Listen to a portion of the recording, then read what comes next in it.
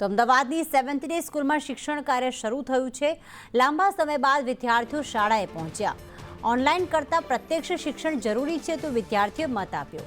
સાથે એવું પણ કહ્યું કે ઓનલાઈન અભ્યાસમાં સમસ્યા થતી હતી। શાળા અને તંત્રે સુરક્ષાની તકેદારી રાખી હશે તેવો પણ વિદ્યાર્થીઓએ પ્રતિક્રિયા આપી।